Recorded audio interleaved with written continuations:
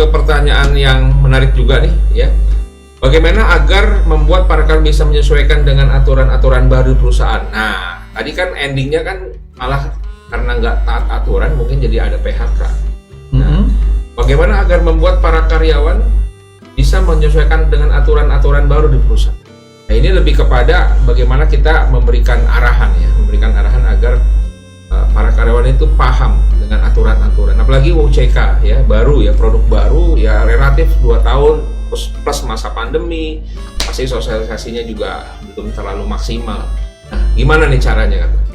Gimana caranya agar para karyawan bisa menyesuaikan dengan aturan-aturan baru di perusahaan? Hal pertama yang paling penting harus digarisbawahi, diingat-ingat, cetak tebal, huruf besar, tempel di dinding, di laminating, ya kan? Apalagi pasang di infocus adalah sosialisasi. Iya. Ya kan? Jadi kata-kata istilah sosialisasi itu bukan main-main. Istilah sosialisasi pada prinsipnya adalah memastikan si target sosialisasi dalam hal ini rakyat, kalau di sebuah negara, kalau di perusahaan adalah karyawan misalkan, itu memahami dokumen atau kebijakan atau peraturan yang akan yang sedang dikeluarkan, yang baru dikeluarkan atau akan dikeluarkan. Ya, maka sosialisasi menjadi hal yang penting. Kalau kita lihat dalam tatanan berkehidupan sehari-hari di negara kita, itu kalau ada ketentuan-ketentuan baru, misalkan ketentuan tentang apa, ini pajak kendaraan bermotor, atau tilang elektronik, ya kan, TLE itu kan ada sosialisasinya. Betul. Pihak-pihak yang berwenang itu kan melakukan sosialisasi. Bagaimana caranya? Mungkin dengan melalui internet, melalui sosial media, melalui dunia digital, kemudian melalui radio, melalui TV, melalui apa lagi? Koran. Kalau sekarang koran udah nggak laku ya, Pak. Apa namanya? Influencer, segala macam. Ya, semua itu mereka lakukan. Grup dan sebagainya. Tujuannya untuk membuat masyarakat atau target dari sosialisasi ini benar-benar paham. Ini loh yang mau kita jalankan, ini loh aturan barunya, kemudian tanggal sekian ya. Nah, bahkan kadang-kadang ada nih yang agak bagusan tuh mereka buat countdown. H-7, H-6, H-5 gitu kan. Sampai ini hari hanya gitu kan. Kayak gitu. Kalau perlu melakukan sosialisasi dengan cara-cara yang menarik ya. Betul. Jangan yang terlalu kaku gitu. Akhirnya orang ini apa sih, bodoh amat gitu kan. Betul. Nah, sosialisasi kalau di perusahaan yang paling klise, yang paling klasik dilakukan dan mungkin sebagian dari kita menganggap itu sudah membosankan. Betul.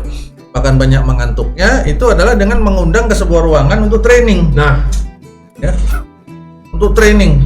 Udah gitu, waktu training dikasihnya fotokopian, dokumen peraturannya kepada semua yang datang, suruh tanda tangan daftar hadir, kemudian yang mempresentasikan itu cuman membacakan ulang dokumen yang ada di fotokopian. Bukan training itu. Bukan training, itu mendikte namanya. Ya. Belajar membaca. Belajar membaca bersama. Jadi itu yang harus kita perbaiki. Buat teman-teman di HR, di manajemen, maka perbaikilah, tingkatkan cara mendeliver pesan. Delivering the message itu menjadi penting. Pada saat kita pingin si masyarakat, si rakyat, si karyawan di perusahaan kita benar-benar memahami. Ini bukan ngomong setuju nggak setuju. Betul. Karena ini bukan negosiasi. Betul. Domainnya memang domain perusahaan. Ya, batasannya adalah perundangan. Begitu. Nah, tapi membuat mereka paham, ini loh aturannya bahwa jam kerja itu mulai jam 7 pagi misalkan diproduksi. Jadi jam kerja dimulai jam 7, artinya jam 7 itu mulai bekerja Bapak Ibu, bukan jam 7 baru parkir motor. Ya kan? Saya udah parkir tadi di situ, Pak. Saya parkir tadi datang jam 7. Nah, datang jam 7 itu berarti belum kerja, berarti salah gitu kan.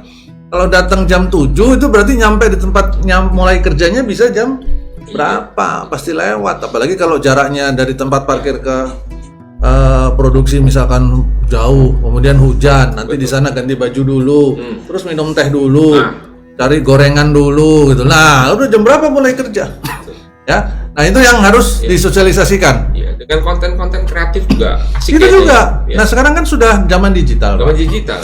Kita bisa menggunakan sosial media, misalkan di perusahaan sendiri ada akun-akun sosmednya Betul, dan sebagainya, betul. mereka sebarkan. Kemudian kalau ada internet yang internal itu apa, Betul. intranet atau apa Iya. itu ya, website internal, nah itu masing-masing dengan Betul. email atau dengan membuka forum-forum tanya jawab. Betul. Ini yang sangat jarang terjadi, sangat jarang saya temukan di perusahaan. Misalkan teman-teman di HR membuat sebuah program-program untuk macam tanya jawab atau berkonsultasi, Ya, supaya karyawan menyampaikan apa yang ada dalam Benar. hatinya, Betul. dalam perasaannya. Ini yang masih sangat jarang saya temukan. Selalu teman-teman kita di HR beralasan bahwa kerjaanku banyak dan Iya. cuman ngurusin itu, ya gitu. Padahal menurut saya kerjaan paling penting dari HR adalah memastikan kita punya koneksi dengan karyawan. Betul. Kita tahu apa yang sedang dirasakan oleh karyawan. Itu Ya. pekerjaan terpenting dari HR. Ya. IR juga gitu Ya. kan. Kalau itu kita tidak miliki dengan alasan kita punya banyak pekerjaan yang lain, aku ada meeting budget, aku ada meeting review yang lain, aku ada meeting sama direktur sama Ya, ini semua punya ya. alasan. Itu artinya kita nggak lebih dari sekedar administrator. Betul.